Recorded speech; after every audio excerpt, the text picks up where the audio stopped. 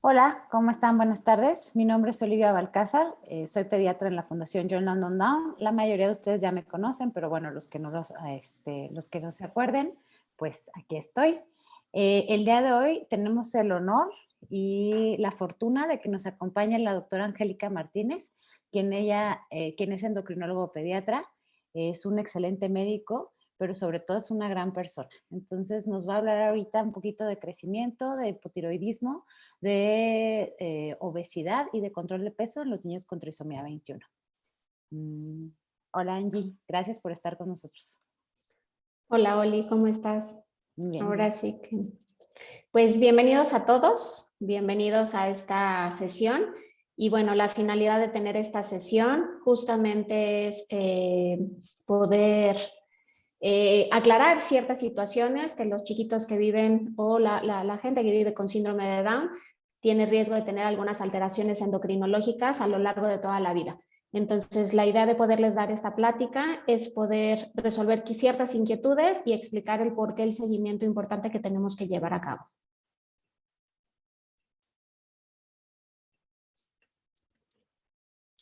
Y bueno, como me presentó Oli, y bueno, le agradezco muchísimo a la Fundación John Langdon Down de poderme invitar a esto. Finalmente he colaborado con ellos en apoyar en algunos momentos de consulta externa o en algún momento de orientación para esta situación del seguimiento y les agradezco nuevamente la invitación. Muchas gracias, Oli, por presentarme y por tenerme aquí en esta sesión el día de hoy. Como ya les comentaron, yo soy la doctora Angélica Martínez Ramos Méndez, yo soy endocrinóloga pediatra. Y bueno, hablando de esta parte de trisomía 21, pues de alguna manera sabemos que tienen ciertas alteraciones y dentro de las múltiples características clínicas que podemos encontrar en esta circunstancia, podemos tener ciertas características físicas, como bien las conocemos, o bien algunas características del desarrollo.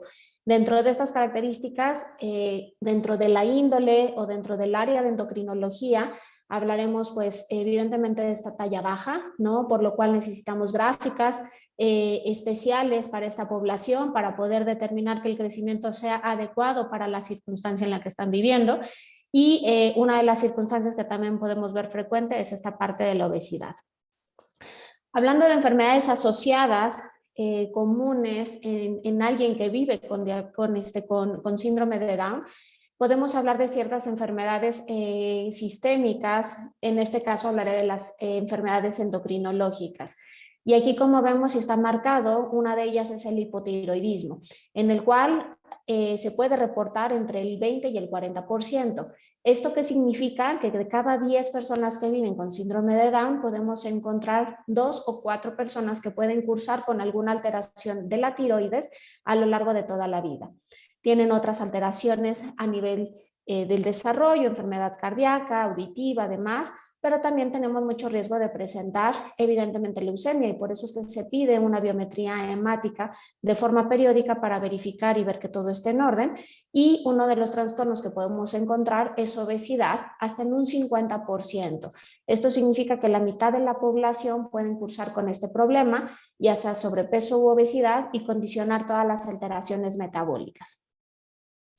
Cuando nosotros hablamos de la función tiroidea, hablaremos primero como de los primeros 5 años de vida y el hipotiroidismo en los primeros años, tanto en población con chiquita, viven con síndrome de Down, como en aquellos niños en población general, los primeros años pueden ser una tendencia a ser algo transitorio y esto puede ser casi en el 50-70%.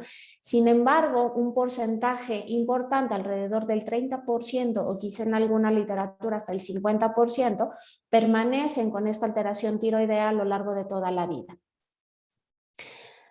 Cuando nosotros hablamos del hipotiroidismo subclínico, la palabra lo dice, subclínico, es que no hay datos clínicos. Entonces, como viene en el renglón de abajo, dice sin síntomas de hipofunción tiroidea. Esto es un estado inicial de la enfermedad en el cual se pueden encontrar ciertos valores fuera de rango y muy habitualmente esto se puede encontrar en los primeros años de vida. Aquí no quiero que se vuelvan expertos en valores, ni mucho menos, pero cuando nosotros tomamos un perfil de tiroides en el cual está indicado que se tome de forma periódica, se tiene que tomar por lo menos al nacimiento en los primeros 3 meses, se tiene que tomar a los 6 meses y al año de edad, y posteriormente de ahí por lo menos una vez al año, toda la vida, para verificar que la función de la tiroides se mantenga adecuada por el riesgo que tenemos de tener esta alteración. Uno de los valores, o más bien, aquí creo que es importante mencionar que siempre cuando nosotros nos reportan un perfil tiroideo en el laboratorio, siempre lo comparamos con parámetros normales o de población general, pero incluso es población adulta. Entonces, aquí hay que saber bien determinar cómo interpretar esos valores, porque cuando tenemos una mala interpretación podemos hacer un mal diagnóstico y evidentemente un mal tratamiento. Entonces, si bien hablamos que la función tiroidea se puede alterar alrededor de toda la vida, y bien encontramos adultos que viven con síndrome de Down, tampoco los valores que tenemos ahí en los valores de referencia del laboratorio pueden ser un punto determinante. Entonces, aquí un valor que nosotros mencionamos es un valor de TSH. Aquí, ¿qué es? El cerebro manda la actividad a la glándula de la tiroides que está en el cuello, produce ciertas hormonas que son la T3 y la T4, y estas van a tener funciones importantes para la función del cuerpo, desde funcionar el corazón, el riñón, el hígado, la parte del torno muscular y la parte neurológica, y por eso es muy importante. Entonces, cuando nosotros hablamos de una TSH entre niveles de 5 y 10, estamos hablando de una alteración, quizá con síndrome de Down. Aquí en este punto estaríamos considerando un hipotiroidismo subclínico. Esto significa que tiene una cierta alteración o cierta modificación de la TSH, o sea, de la hormona que se produce en el cerebro, pero que en realidad no está dando síntomas clínicos. Por el otro lado, cuando hablamos de un hipotiroidismo clínico, la palabra lo dice, ya tiene síntomas o signos de una mala función tiroidea. Significa que obviamente de todos los órganos o los sistemas donde funciona la tiroides empieza a disfuncionar. Y aquí ya podemos considerar un valor de TSH arriba de 10. Insisto, no quiero que se vuelvan expertos ni nada de esto, sino simplemente que como papás también tenemos que estar empapados un poquito en el tema, porque si de alguna manera se hace una valoración como en población general, se puede hacer un mal diagnóstico, y si nosotros hacemos un mal diagnóstico, iniciamos tratamiento cuando posiblemente no es necesario, y más que ayudar podemos descompensar. Entonces, algo importante que tenemos que saber es un poco estos términos que quizás se oyen un poco, o no quizás, son médicos, son términos médicos, pero que como papás tenemos que estar familiarizados con estos términos, porque en algún momento a lo largo de toda la vida se pueden desarrollar. Cuando nosotros hablamos de este hipotiroidismo, es muy importante que tengamos que tomar ciertos otros estudios de control para que nosotros podamos determinar si existe alguna alteración. El hipotiroidismo habitualmente o de forma frecuente puede ser por un proceso inmunológico. Esto significa que de alguna manera el cuerpo produce células que autoatacan al propio organismo. Entonces, de alguna manera, digamos que es un sistema de defensa, y que cuando nosotros nos enfermamos producimos anticuerpos. Las vacunas producen anticuerpos, pero cuando nosotros tenemos una enfermedad autoinmune, significa que nuestro cuerpo está produciendo células que nos desconocen y que de alguna manera nos autoatacan. Al autoatacarnos, atacan a esta glándula tiroidea y la pueden hacer disfuncionar.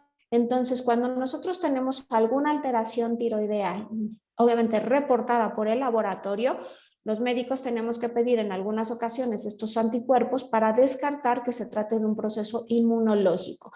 Si estos anticuerpos salieran positivos, nos da una mayor probabilidad de que va a haber una progresión. Si estos anticuerpos salieran negativos, de alguna manera pudiera pensar que pudiera ser algo subclínico y que pudiera ser algo transitorio. Ahora, cuando iniciamos tratamiento, y quizá en esta parte para nada más saber, es si nosotros hacemos estos controles y tenemos ciertos datos, bueno, cuando la cifra de TSH, que es la que les mencioné, supera por 2 determinaciones consecutivas, decidimos el iniciar tratamiento.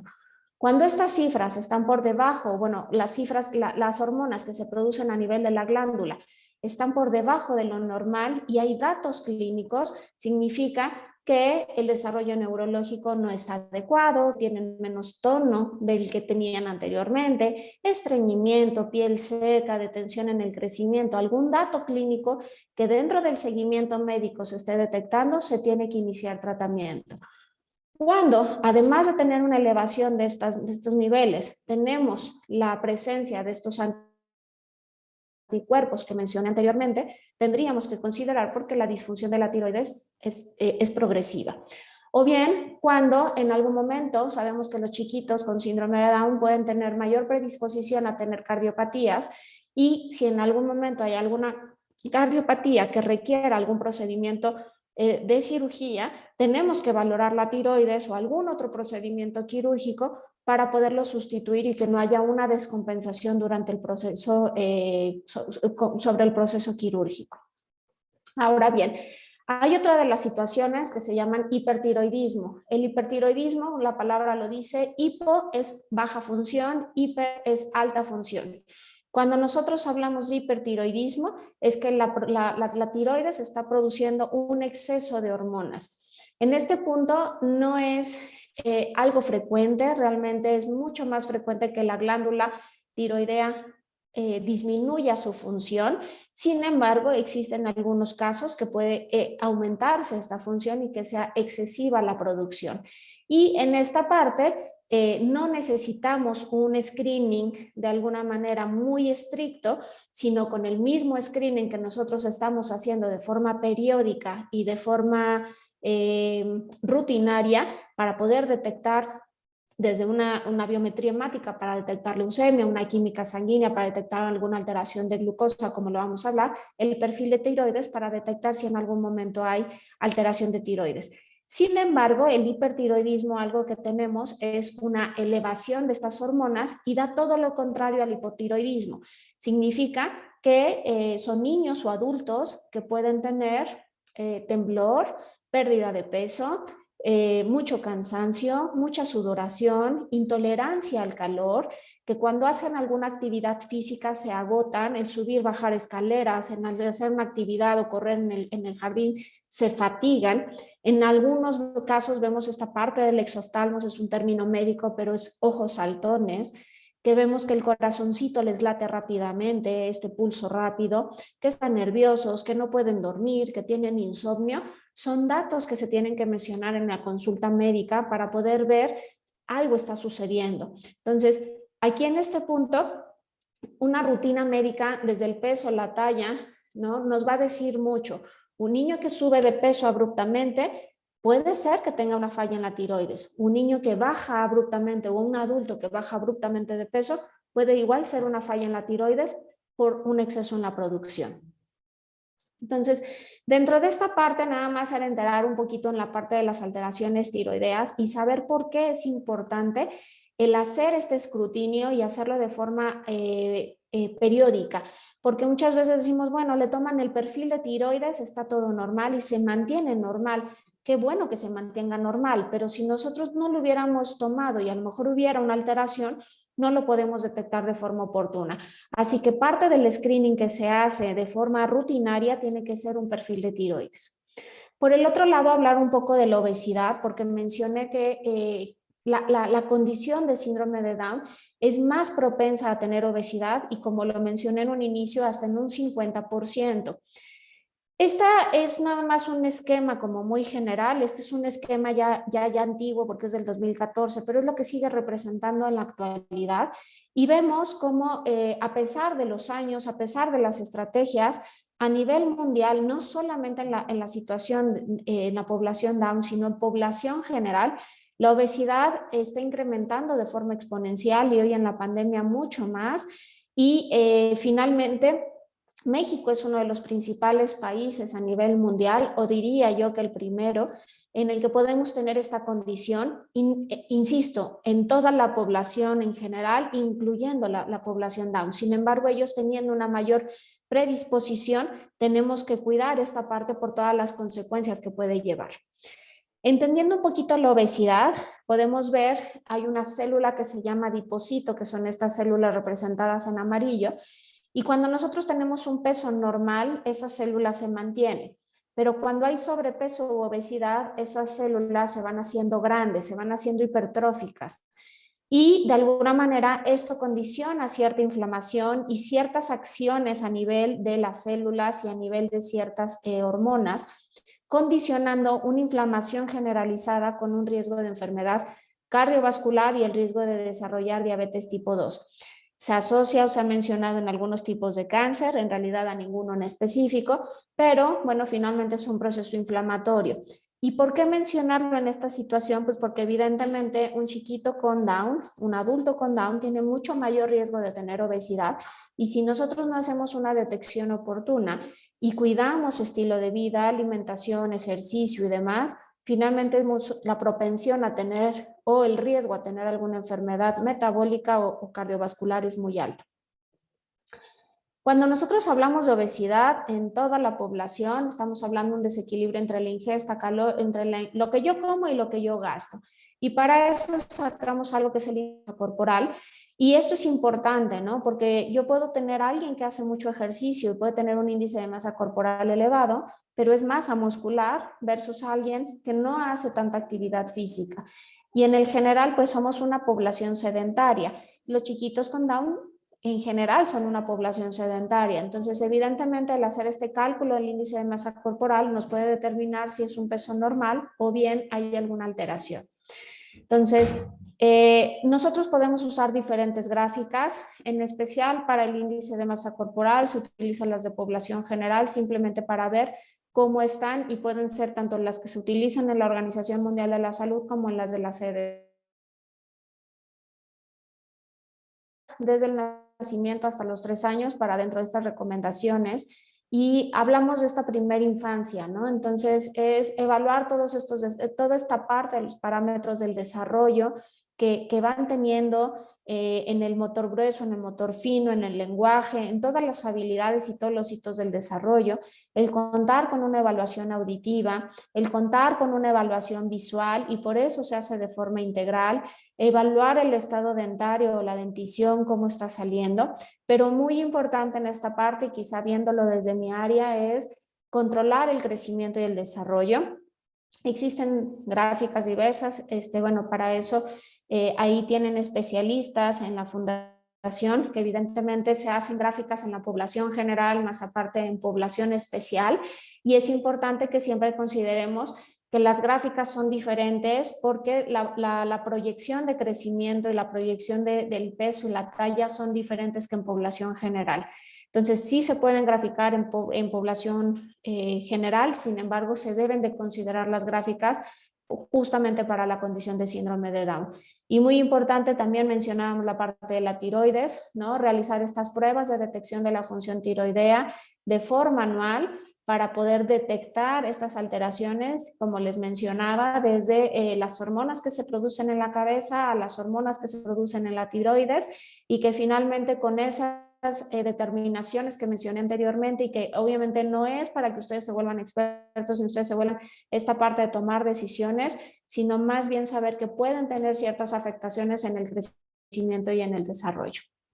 Estas son las gráficas que podemos tener para niños del nacimiento hacia los 3 años de edad, tanto en peso como en talla, para niños, para niñas, y evidentemente las gráficas que podemos tener para niños desde los 2 años hasta los 20 años, y poder llevar un registro adecuado del crecimiento. Y sí recordar que son gráficas diferentes, seguramente obviamente sabemos este concepto, simplemente tenerlo en cuenta, porque si en algún momento hacemos una revisión general, a lo mejor se nos enferma, vamos con otro pediatra, vamos a alguien que a lo mejor desconoce o no tiene esas gráficas, pues a lo mejor puede hacer un mal diagnóstico en relación al peso o al crecimiento.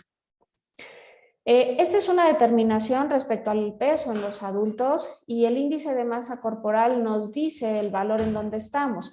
Obviamente, hablando de pediatría, estos valores no son determinantes, pero sabiendo que estos niños, estos adolescentes se van a volver adultos, entra esta determinación del peso, y el índice de masa corporal, tanto para niños o para adultos, en población general como en esta condición Down, el índice de masa corporal prácticamente es el valor que estamos diciendo, así que si nosotros llegamos a tener un niño o un adolescente con obesidad, tenemos que tener mucho cuidado porque muy seguramente va a ser un adulto con obesidad. Si nosotros lo cuidamos desde la infancia, es más factible que en la vida adulta eso no lo vaya a tener. Entonces sí es importante poder determinar tanto en un niño como en un adulto si existe este riesgo, esta enfermedad, porque en realidad la obesidad es una enfermedad y que se tiene que controlar. En esta situación, en pediatría, ¿no? Como les mencioné, en adultos ya son valores muy establecidos. En pediatría nosotros utilizamos gráficas, tampoco pretendo que se vuelvan expertos, sino simplemente saber que no hay un valor absoluto en pediatría y que, bueno, finalmente nosotros tenemos que graficar y poder determinar si hay alguna alteración y esta relación respecto al peso y la talla, si hay alguna modificación, si el peso corresponde para la estatura o si el peso es mayor o menor a la estatura que tiene, ya podríamos considerar un peso bajo, un peso normal, el riesgo de sobrepeso o bien la presencia de obesidad. Y en esta parte, aunque la situación del síndrome de Down tiene mayor predisposición a la obesidad, de alguna manera no podemos decir que porque tienen mayor predisposición van a ser obesos. Aquí hablamos de un ambiente obesogénico y este ambiente obesogénico está favorecido por diferentes áreas en el ambiente y estamos hablando del estilo de vida, estamos hablando del sedentarismo. Pues hoy lamentablemente la repercusión que está teniendo la pandemia y la parte de la cuestión virtual, que muchas cosas es sedentarismo, porque muchas cosas es en pantalla, ¿no? Y bueno, nos ha permitido podernos comunicar, pero finalmente de alguna manera también nos ha aislado de un medio ajeno, ¿no? El punto de la comida chatarra, de los dulces, de todos estos productos industrializados.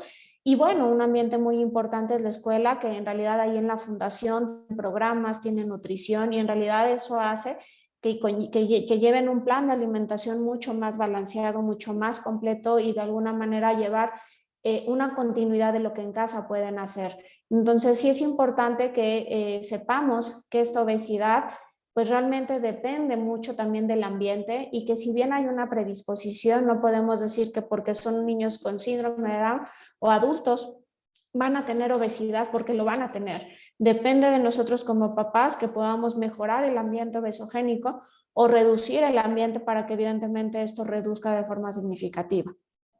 Y bueno, una de las importancias que tiene es que hay riesgo de enfermedad cardiovascular, de enfermedad más bien de diabetes tipo 2 y que bueno, finalmente son diferentes componentes que nosotros analizamos desde la presión arterial, la glucosa, el perímetro abdominal y son diferentes circunstancias y es por eso la importancia también de una química sanguínea para poder determinar los niveles de azúcar, los niveles de grasas como el colesterol o los triglicéridos y de ahí tomar decisiones. Cuando nosotros hablamos de resistencia a la insulina, y esto es un término importante porque digamos que es el previo a desarrollar diabetes, y si nosotros controlamos la obesidad, el riesgo de desarrollar una enfermedad va a ser menor, pero si nosotros no controlamos la obesidad, el riesgo de presentar resistencia a la insulina y bien diabetes tipo 2 es muy alto. Yo les menciono que un carro necesita gasolina y llaves para poder funcionar, y cuando el carro no tiene gasolina ni llaves, el carro no funciona. Nuestro cuerpo funciona algo parecido. Nuestro cuerpo lo que necesita es glucosa, el alimento con el que comemos, y por el otro lado insulina, que es la llave para poder meter ese azúcar. Cuando nosotros, digamos, tenemos una barrera en el cual no permite entrar, evidentemente se hace esta resistencia a la insulina. Entonces, en la primera imagen vemos cómo los circulitos morados y naranjas entran de forma correcta a la célula para poder actuar, y en la imagen de abajo lo que vemos es que estas bolitas naranjas o estos receptores no hay tantos porque hay una barrera en el que no permite entrar, por lo cual el azúcar, que es la glucosa, se mantiene mucho más alta en la sangre y evidentemente ese es uno de los riesgos más importantes o el precesor para desarrollar diabetes tipo 2. Ahora, para desarrollar diabetes, y esto habla en población general, y esto sí es importante porque así como mencioné que en la tiroides son criterios diferentes y yo puedo considerar valores diferentes, En diabetes sí hablo en población general, tanto para síndrome de Down como para población en general. Y cuando yo tengo una glucosa en ayuno de más de 8 horas, yo tengo que estar entre 70 y 99 para considerarme normal, pero si yo estoy de 100 a 125, puedo tener una glucosa alterada o más de 126, ya considerar diabetes. Ahora, con una sola medición no lo puedo hacer, necesito 2 criterios de confirmación. Y algo que nosotros hacemos en algunas circunstancias es hacer una curva de tolerancia. Y esto es con una carga de azúcar para ver si hay alguna alteración. Aquí en este punto lo que marco es el riesgo de prediabetes y una situación en la que yo puedo revertir. Así que si yo estoy en el semáforo amarillo, yo puedo decidir si me regreso a lo normal o, si no hago caso, me voy hacia lo rojo. Y aquí a lo que quiero llegar es que finalmente para eso sirve el control, para eso sirve el escrutinio anual, para poder revisar tanto una biometría hemática y verificar el riesgo de leucemia, una química sanguínea, vigilar glucosa, colesterol, triglicéridos para descartar una resistencia a la insulina, un síndrome metabólico o un riesgo de diabetes, y una función tiroidea para evidentemente vigilar esta parte del riesgo de un posible hipotiroidismo o en algunos casos un hipertiroidismo. Entonces, otro de los estudios que se debe de solicitar es una hemoglobina glucosilada para poder analizar esta glucosa, quizá haciendo un promedio de los últimos 3 meses. Entonces, en el chequeo anual que se debe de hacer, también se debe de incluir una hemoglobina glucosilada si es que hay riesgo de o más bien si hay presencia de sobrepeso, obesidad o hay antecedentes familiares de alguna enfermedad para poder llevar un control mucho más exacto. En relación a la diabetes, pues en esta parte sabemos que si hay ciertos factores de riesgo, pues el riesgo es mayor y el primer riesgo es tener sobrepeso y obesidad. Diabetes en el embarazo, una diabetes gestacional, el riesgo se incrementa, o bien si en los primeros meses de repente ganó peso de forma muy abrupta, ¿no? El riesgo es mayor. Entonces, esta parte de la ganancia ponderal, o sea, la ganancia de peso, pues nos da el riesgo de sobrepeso y obesidad y es uno de los principales factores del riesgo para presentar diabetes. Y pues bueno, saber que en el mundo, pues hay evidentemente mucha gente o muchas personas que viven con diabetes. En México se habla que es alrededor de 14 millones de mexicanos y se habla que es el 95% de los que viven con diabetes tipo 2 y esto incluye evidentemente a parte de la población Down. Aquí obviamente vemos cómo eran proyecciones hacia el 2015, 2040, que 1 de cada 11 adultos, ¿no? Incluyendo cualquier condición, pudieran tener diabetes. Hacia el 2040 dicen que 1 de cada 10. En lo personal me parece que es mucho mayor y la proyección se quedó corta porque están hablando de casi pues alrededor de 25 años y en realidad en 25 años con lo que hoy estamos viviendo en la pandemia posiblemente nos estemos quedando cortos. Y algo importante es que 1 de cada 2 personas no sabe que tiene diabetes y eso incluye a la condición Down, ¿no? Y algo que vemos en esta parte de la historia de diabetes es que una vez que se desarrolla diabetes, viene una decadencia de la célula o de la función. Pero antes de desarrollar diabetes, tenemos toda esta parte de obesidad, de sobrepeso, de resistencia a la insulina y que finalmente cuando nosotros hacemos estudios de forma continua podemos detectar un síndrome metabólico, una resistencia a la insulina y podemos hacer prevención, podemos hacer todavía reversible este proceso antes de que desarrolle diabetes y evidentemente esto sea irreversible.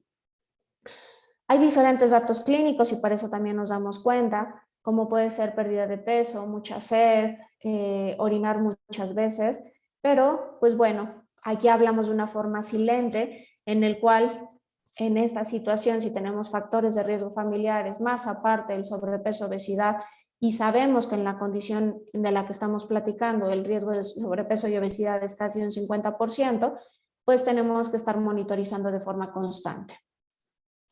Y bueno, en esta parte, hablando de medidas de prevención un poco para obesidad y para diabetes, es estas medidas de prevención plus, mucho de lo que hacen en la fundación y este manejo con nutrición es un plato del bien comer en el cual pues incluye un balance en los alimentos desde la parte de frutas y verduras, la parte de cereales y leguminosas, la parte de proteínas o bien de cereales.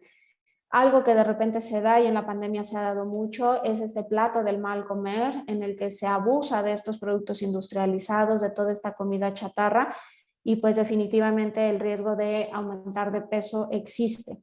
¿Qué necesitamos? Evidentemente, pues incrementar la parte de la ingesta de frutas, de verduras, la parte de la actividad física, reducir estas bebidas endulzadas, porque es una cantidad de azúcar abrumante, reducir, hoy difícil, pero reducir la parte de la tecnología, las horas frente a pantalla, y sí muy importante evidentemente hacer actividad física. Sé que la situación actual es complicada y no nos permite tener mucha flexibilidad, pero a base de poder hacer actividad física, tener un estilo de vida saludable es corregir esta parte.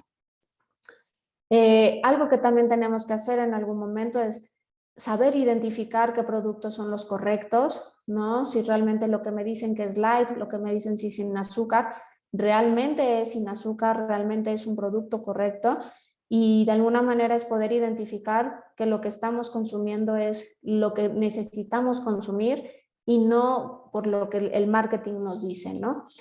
Y bueno, yo insisto que al final de cuentas, toda la población tendríamos que tomar más agua natural, no bebidas endulzadas, porque por más natural que se vea, aguas de sabor o limonadas tienen mucha azúcar, y finalmente pues es algo que si a lo mejor no lo pensamos en alguien más, ¿por qué lo pensamos en nuestros hijos, no?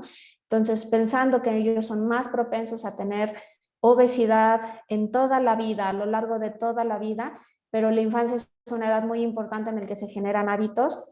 Tenemos que aprender a cambiar estos hábitos para que en la vida adulta no deje consecuencias. En este punto, también no dejarnos caer un poco por la mercadotecnia y pensar que sin azúcar no tiene azúcar, porque ahí en el círculo lo que pongo es la cantidad de azúcar, y una galleta normal y una galleta sin azúcar contiene la misma cantidad, simplemente que el marketing nos dice que no tiene azúcar y nos confiamos y posiblemente comemos más de lo que se debe cuando ni siquiera deberíamos de comerlo, ¿no?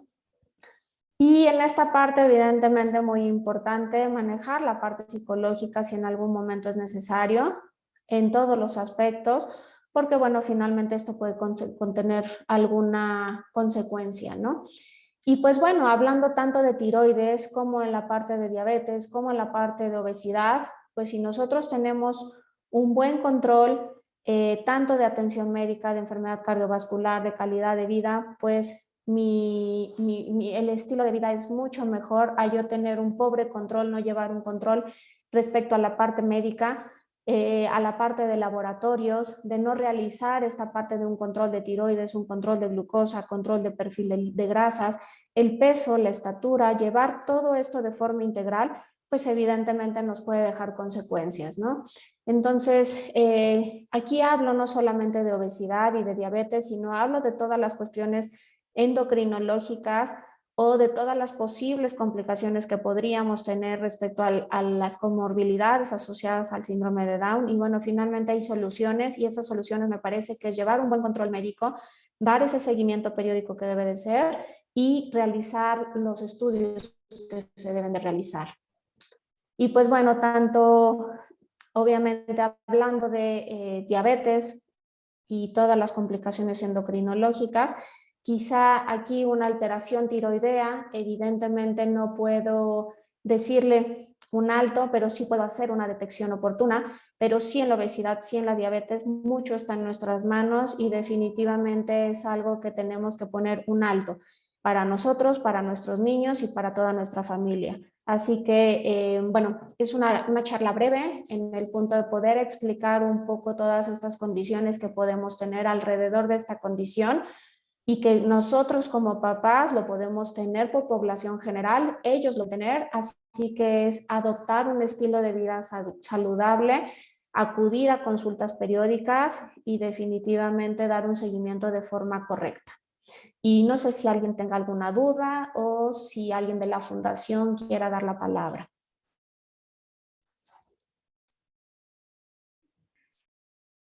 Hola, Bueno, quiero agradecerle a la doctora Angélica Martínez por su tiempo, por su compromiso, por su cariño que ha demostrado durante muchos años con la Fundación y con nuestros alumnos.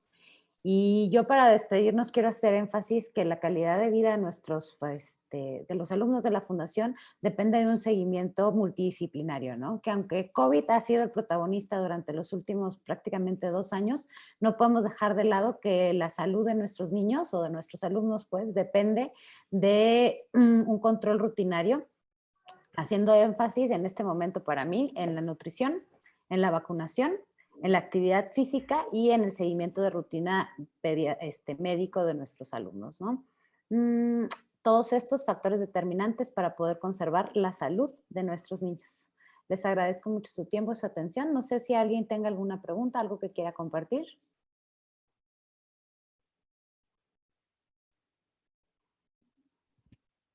Sí, nos preguntan en Facebook si el hipotiroidismo puede ser causal de alopecia.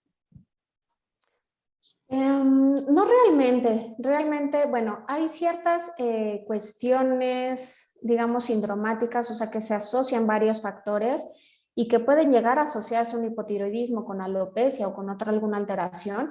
Sin embargo, no es lo habitual. Entonces, si está teniendo alopecia, un niño, un adulto, se tienen que valorar otras causas, pero no necesariamente tendría que ser. Ahora, si es un hipertiroidismo en el cual hay un exceso en la función de las hormonas tiroideas, sí, efectivamente una de las causas puede ser caída de cabello y puede llegar a generar, pero no una alopecia como tal, sino nada más caída de cabello. No sé si tengan alguna otra duda.